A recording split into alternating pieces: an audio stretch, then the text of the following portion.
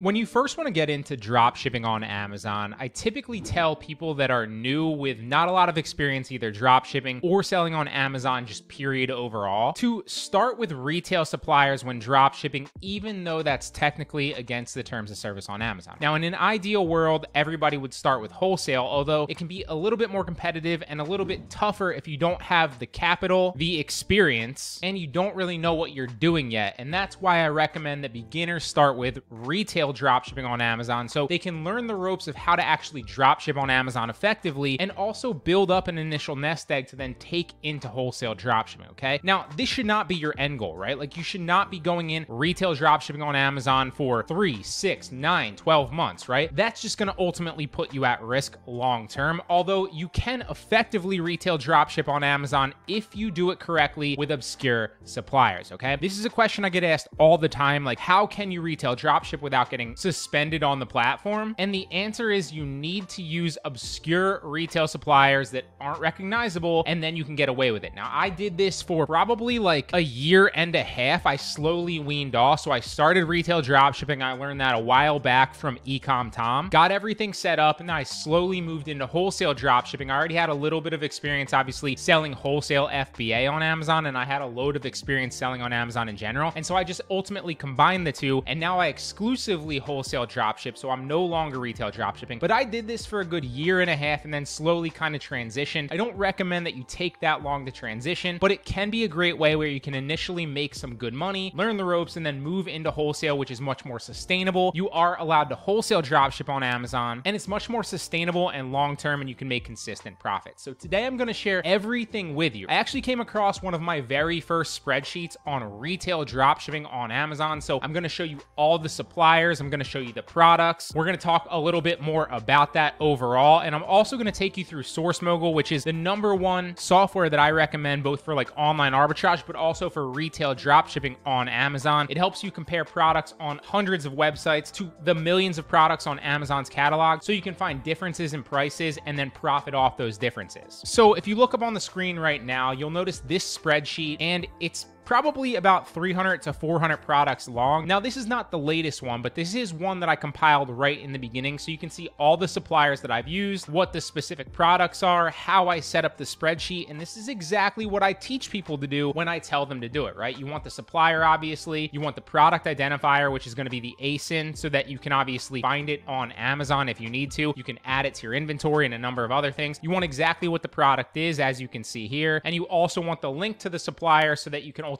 check it. Although if you're using something like SKU Grid, your stock and your prices will be monitored automatically anyway, but it's just good to have. And one more thing that you want, this last column here, is the minimum prices, so that you know when you set it up in your repricer, you never reprice yourself out of profit, right? You always want to know your break-even price so you don't go below that and you're not losing money on a sale. And again, all this is monitored and changed with software. SKU Grid is the one that does the inventory management, like I said, and the pricing changes. So we are going to go through Source Mogul here in a second, because one of the main questions that I get asked when people get into this is, okay, like, you say obscure retail suppliers, right? Not big box brands, not recognizable suppliers that are ultimately going to get you suspended, but like, what do you mean by that, right? And the answer is it's more of an art than a science. There's not like some specific indicator that like makes a supplier a good supplier versus one that's a bad supplier. And I'm going to go through every supplier here on Source Mogul with you here in a second and literally tell you if I think it's a good one or not. And there's 216 of them, as you can see. So you're going to have some good examples of suppliers that are obscure enough and ones that aren't. But ultimately, if you stay away from the big box brands that are recognizable, like your Kmart's, for example, your Barnes and Nobles, your Walmarts, your Targets, etc., you will be better off. The more obscure the supplier, the better, okay? And I was actually suspended on Amazon twice for this and figured out how to set up a plan of action to get back both times. You can see, like, I'm not just saying, like, don't drop ship from, like, big box brands. Do it this way, don't do it that way. It's all from experience. You can see I drop ship from Lowe's. I drop ship from Best Buy. I drop ship from GameStop. I drop ship from Target,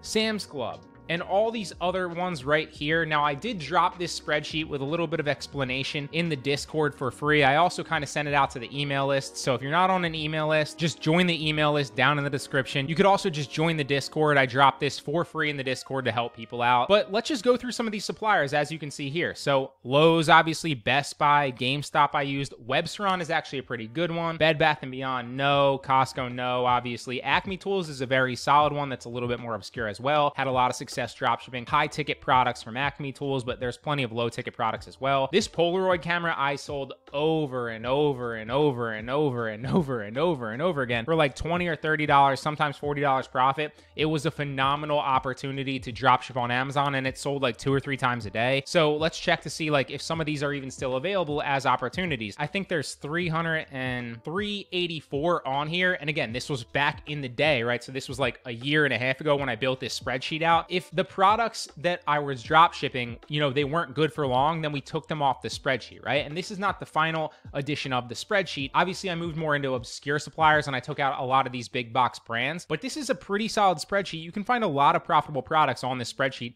I would venture to assume, even still. Okay, that's the beauty of Amazon dropshipping. When you find good products, they typically have a longer shelf life. Not always, but you know, overall, that is typically the case. So let's go through and check to see if some of these are still opportunities that you could make money on. So this Acme Tools one right here. Let's see, Dymo XTL 1-inch. You'd obviously want the product identifier. Source Mogul, which is the software that we're going to cover here in a second, and I always recommend, actually compares both the product identifier, the pictures, the title, and some other key things as well. So chances are you won't really have to do a lot of these. They're going to spoon feed you these products on Amazon and then on the supplier. So it's going to be very easier for you to like just check if the price is different, if it's profitable, and then verify that it is the same thing. But for the sake of just checking on our end right now, let's see if this product is still profitable and if it's still selling on Amazon. So the Dymo Flex XTL 24 millimeter.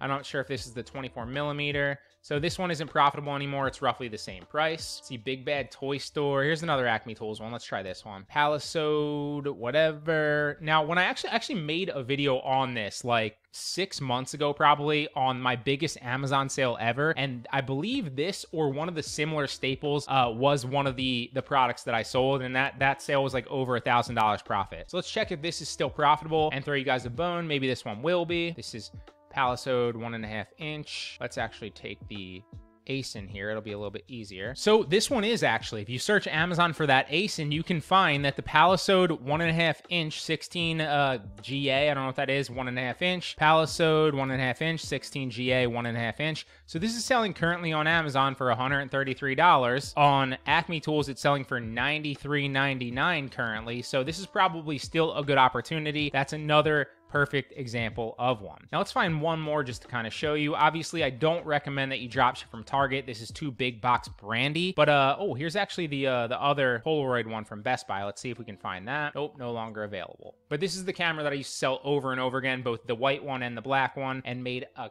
killing on it. Let's try Academy Sports. Another example, I used to sell these pressure wash tennis balls all the time for ridiculous profits. I bet you this is still on Amazon. Let's see if it's still profitable. And in my opinion, Acme, Acme Sports is a good supplier. It's obscure enough. I never had an issue with them. So the bucket, I'm not seeing the bucket here. So this bucket right here is no longer on Amazon currently, but the tennis balls are. So you could buy the bucket and then potentially sell them individually if you wanted to. I wouldn't approach it that way though. So for the sake of saving your time, I'm not going to go through every single product on this spreadsheet, but trust me when I say there's probably a good dozen or so, maybe like 50 or so, honestly, out of these 380 some products that are still profitable, still good buys. Again, that's linked in the Discord for free if you want to join that. I also emailed it out to the email list. If you're not on the email list, I'm constantly sending gems like this out whenever I come across them. Now that we covered that, let's move into Source Mogul. So to recap, Source Mogul is a software that I utilize to compare all sorts of products on these websites. So to show you an example of how Source Mogul works really fast, let's just grab one that doesn't have a lot of products here. So calendars has like 10,000. This one will go pretty fast. So basically what it does is it compares the products on calendars in this example, or on whatever retail supplier you select, to Amazon's catalog against their specific products, the product identifiers, the title of the actual product, the pictures, and a number of other things, and spoon feeds you based on the parameters that you set in it, which products are profitable that you should then check out further. And that's how I find profitable products to drop ship on Amazon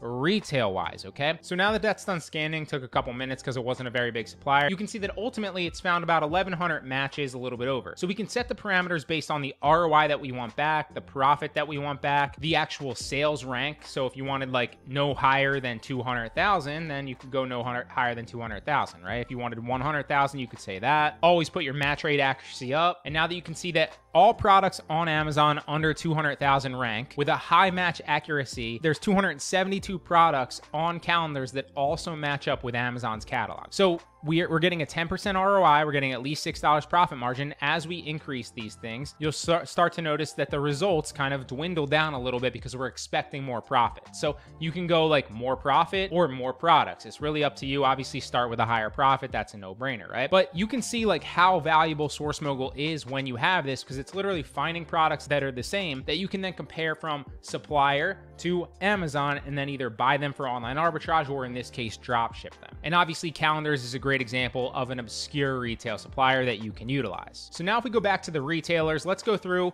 because one of the main questions that I get asked when I start to teach people this is like, okay, so yeah, I understand that I'm supposed to use obscure retail suppliers, but like, what does that mean? Okay. And just like I said before, it's more of an art than a science. So obviously something like Kmart, not good. That is a big box brand that a lot of customers on Amazon, when they receive a Kmart box, are gonna know, right? And then they're gonna be like, I ordered this from Amazon, why am I getting a Kmart box? Okay. So if you ordered for something like Sears, obviously same thing, big box. But if you ordered from somewhere like Fish Pond, not a big box retailer, right? Not recognizable by most people's standards. And so if you got a Fish Pond box, but you ordered something that had to do with like aquariums or fish, you wouldn't necessarily think it was drop shipped to you. And so this is a good example of an obscure retail supplier that you could utilize. Again, Barnes & Noble, Walmart, both big box brands, not good examples. Acme Tools, a great example of an obscure retail supplier, because if you were to drop ship like a DeWalt power tool from here, or in the last case, like the Staples, right? And it showed up in an Acme Tools box, you might just think that like that's the actual person that sold it to you on Amazon. You're not going to immediately think, most people at least aren't going to immediately think like, oh, like somebody drop shipped this to me, or why is it in a branded, like you're just going to think that that's the seller on Amazon. Okay. Webstaurant Store was another good one. It's a little bit recognizable to a lot of people that are like in the e-com game, but it's obscure enough that you can get away with it. I used to drop ship a ton of things from Webstaurant Store. Still recommend it. Game Nerds is obscure. Revita Cost is obscure. Calendars, like I said, is obscure. Best Buy I would not recommend. It's too big box. Midway is obscure. Target obviously is a no. Now Newegg is actually a really solid supplier that you can go through. They have a number of products on their website. I drop ship probably hundreds of things from Neweggs over the time where I was actually retail dropshipping on Amazon. And you can find a lot of great products here that you can dropship effectively. Obviously, they're coming from